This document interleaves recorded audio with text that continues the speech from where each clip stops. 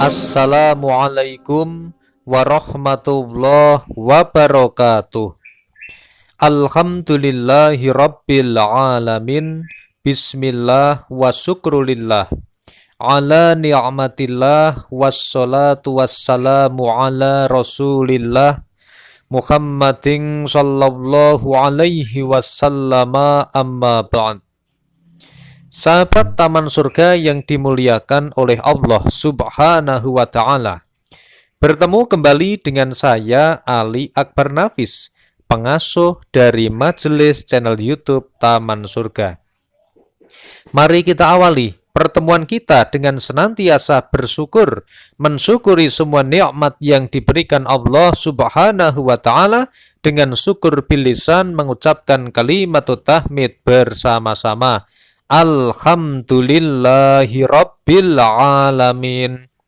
Mudah-mudahan Allah Subhanahu wa Ta'ala menggolongkan kita ke dalam golongan hamba-hambanya yang bersyukur, yang senantiasa ditambah nikmatnya. Amin ya rabbal alamin. Sahabat Taman Surga yang dimuliakan Allah, mari kita lanjutkan dengan bersolawat kepada baginda Rasulullah Sallallahu Alaihi Wasallam bersama-sama. Allahumma sholli ala Muhammad, ya Rabbi sholli alaihi wasallim. Allahumma sholli ala Muhammad, ya Rabbi sholli alaihi wasallim. Semoga sholawat serta salamnya Allah Subhanahu wa Ta'ala senantiasa terlimpah kepada junjungan kita baginda Rasulullah Sallallahu Alaihi Wasallam, Rasul yang memiliki syafaatul udmah, yang senantiasa kita nantikan syafaatnya fid dunya wal akhirah dengan ridha Allah Subhanahu wa Ta'ala. Amin ya rabbal alamin. Sahabat Taman Surga yang dimuliakan Allah, pada kesempatan istimewa yang diberikan oleh Allah Subhanahu wa Ta'ala ini, ayo sempatkan sahabat Taman Surga yang dimuliakan Allah untuk membaca zikir ini pada hari Minggu.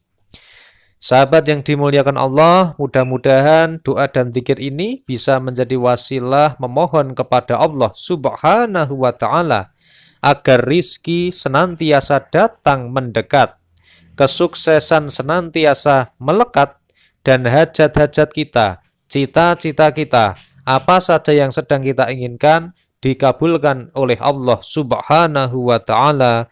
Amin ya rabbal alamin. Sahabat Taman Surga yang dimuliakan Allah, terkadang urusan yang berbau dengan uang, yang berbau dengan rizki, yang berbau dengan ekonomi sering membuat kita pusing tujuh keliling, sahabat. Karena bisa jadi apa yang kita dapatkan hari ini belum bisa mencukupi atau belum bisa digunakan untuk memenuhi kebutuhan kita sehari-hari. Sahabat yang dimuliakan Allah, sesungguhnya sebenarnya kita ini tidak pernah merasa kekurangan, karena rizki yang diberikan Allah itu selalu cukup untuk kita. Kalau hari ini kita sedang merasa tidak cukup, sahabat, maka ada yang salah pada diri kita. Barangkali penghasilan kita misalnya 1 juta, tetapi bisa jadi gaya hidup kita melebihi dari 1 juta itu. Atau misalnya penghasilan kita 10 juta setiap bulan, tetapi gaya hidup kita ternyata mengeluarkan 15 juta setiap bulan. Jadi tidak ada yang namanya rezeki yang kurang. Yang ada adalah gaya hidup kita yang barangkali terlalu tinggi dan terlalu mewah dengan apa yang seharusnya kita miliki. Sahabat Taman Surga yang dimuliakan Allah, kalau prinsip saya ya, sahabat boleh pakai boleh tidak. Lebih baik kita mendapatkan rizki 10 juta yang disyukuri daripada rizki kita 1 juta tetapi selalu saja tidak disyukuri. Gimana sahabat? Kira-kira sama atau tidak?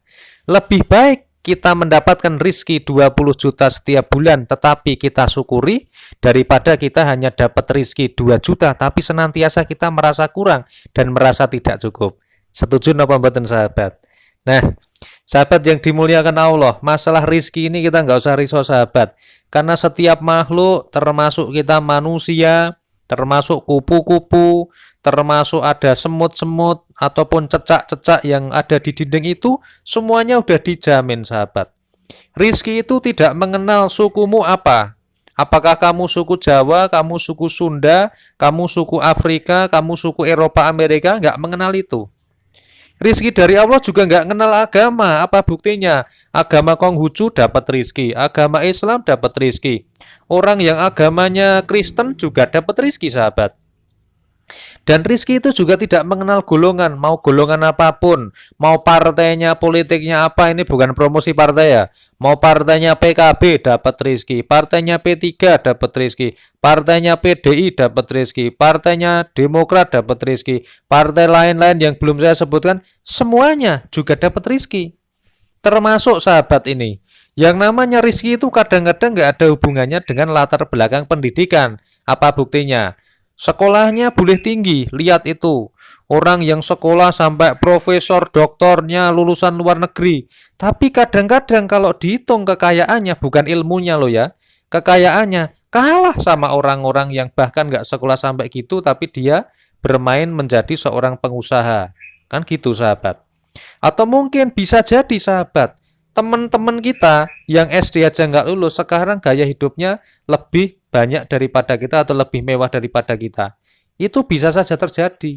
Meskipun di lain sisi, kadang-kadang yang pendidikannya lebih kurang, maka akan kalah. Yang satu misalnya kita lulus SMP belajar sungguh-sungguh, yang temannya lagi lulusan sarjana belajarnya sungguh-sungguh. Yang satu jadi PNS, yang satu jadi misalnya tukang batu, kan beda kan gitu. Tapi ini kadang-kadang juga nggak ada hubungan sahabat. Jadi kalau kita merasa yang namanya pendidikan itu nanti menentukan penghasilan, itu salah. Karena rizki itu nggak melihat yang namanya latar belakang pendidikan. Termasuk gender juga nggak bisa sahabat. Mau laki-laki perempuan semuanya dijamin rizkinya sama Allah. Anda nggak bisa ngatain yang laki-laki rizkinya pasti lebih banyak, yang perempuan lebih banyak. Belum tentu sahabat. Tergantung Allah mau mentakdirkan kita bagaimana. Nah, sahabat yang dimuliakan Allah, termasuk kita manusia, hewan-hewan yang baik di darat, di laut, di udara. Maksudnya hewan di udara itu burung-burung ya sahabat ya. Sampai dengan tumbuhan, sampai dengan mikroba, virus corona, sampai dengan jin sekalipun mendapatkan rizki dari Allah Subhanahu wa ta'ala. Sahabat yang dimuliakan Allah, bahkan orang yang baik maupun yang jahat sama-sama dapat rizki. Orang yang dermawan, orang yang kikir sama-sama dapat rizki. Orang yang pinter atau orang bodoh sama-sama dapat rizki. Anda mau lihat, sekarang lihat, orang yang rajin sama yang malas sama-sama bisa dapat rizki. Orang yang tua ataupun yang muda, bahkan bayi juga ada rizkinya sahabat. Oleh karena itu kita nggak perlu risaukan yang namanya rizki, karena rizki itu sifatnya adalah sudah ditetapkan sama Allah. Bahkan sebelum kita lahir, sebelum dunia ini diciptakan ya, rizki kita itu sudah ditetapkan sama Allah. Oleh karena itu sahabat yang dimuliakan Allah, kita jangan heran kalau ada orang gila, itu pun juga masih dijamin rizkinya sama Allah. Kalau tidak percaya Anda lihat, orang gila itu tetap bisa makan sahabat. Nyatanya masih hidup sampai sekarang kan begitu ya. Dan lagi nih, ada lagu yang sangat indah sekali. Cicak-cicak di dinding, diam-diam merayap, ada seekor nyamuk, hap, hap, lalu ditangkap. Ini bukti kalau Allah itu jamin rizkinya. Termasuk cecak aja nggak usah ngelompat-ngelompat, nggak usah bekerja, dia nggak usah macul-macul, dia nggak usah di depan komputer, dia cukup merambat-merambat sesuai kemampuannya, rizkinya Allah yang kirim. Buktinya apa? Nyamuknya yang datang ke sana, bukan cecaknya yang mabur-mabur, bukan ya sahabat. Oleh karena itu sahabat yang dimuliakan Allah, mari kita pertama harus senantiasa husnudzon kepada Allah Subhanahu wa ta'ala, bahwa rizki kita itu cukup. Jangan merasa tidak cukup. Rizki kita itu nggak akan cukup kalau kita ini hidupnya yang melebihi gaya hidup kita. Gajinya 1 juta, kita hidupnya gayanya mewahnya 5 juta. Nah, itu yang salah di situ, sahabat. Nah, selain itu, sahabat, selain kita harus bekerja secara lahiriah, berbisnis, berdagang, dan sebagainya, sahabat, ada sebuah amalan dari Imam Al-Ghazali, sahabat, ini disampaikan. Pada hari Minggu itu bacalah Ya Hayyu Ya Qayyum, Ya Hayyu Ya Qayyum, Ya Hayyu Ya Qayyum. Bacalah ini, sahabat. Apa ini maksudnya? Ini kurang lebihnya maksudnya adalah wahai zat yang hidup dan yang tegak. Barang siapa yang senantiasa mengucapkan Ya Hayyu Ya Qayyum, dibaca paling tidak 1000 kali setiap hari Minggu ataupun dibaca setiap hari, baik siang maupun malam. Di dalam kitab yang namanya Nasoihul Hibbat disampaikan bahwa Imam Al-Ghazali menyampaikan bahwa nasihat ini lebih berharga daripada hal-hal yang lain. Dan barang siapa yang mendawamkannya, insya Allah akan dicukupi semua kebutuhan hidupnya sesuai dengan kemampuannya masing-masing, sesuai dengan wadahnya masing-masing. Karena mungkin kita dengan orang lain ini rezekinya beda karena wadahnya berbeda, sahabat. Ibaratnya kalau kita punya embernya ember kecil, teman-teman kita punya embernya besar, maka wadahnya kan cukupnya juga.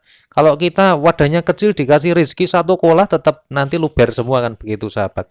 Nah, sahabat yang dimuliakan Allah, mari kita perbesar wadah kita. Gimana caranya? Tambah kebermanfaatan kita. Kalau dapat rezeki jangan digunakan sendiri, gunakan kalau orang tua masih ada untuk nyenengin orang tua. Kalau misalnya saudara-saudara ada yang membutuhkan, kita bantu. Kalau misalnya ada sedekah, ya kita keluarkan dan sebagainya. Mudah-mudahan dengan senantiasa kita menebarkan kebermanfaatan kepada seluruh umat manusia, maka insya Allah Allah Subhanahu wa Ta'ala akan menambah keberkahan di dalam rezeki kita. Ingat, sahabat, yang namanya rezeki berkah bukan dari jumlahnya atau banyaknya, tetapi adalah nilai kebermanfaatannya bagi diri kita, bagi keluarga, bagi orang lain, bagi agama, bagi negara, dan sebagainya. Wassalamualaikum warahmatullahi wabarakatuh.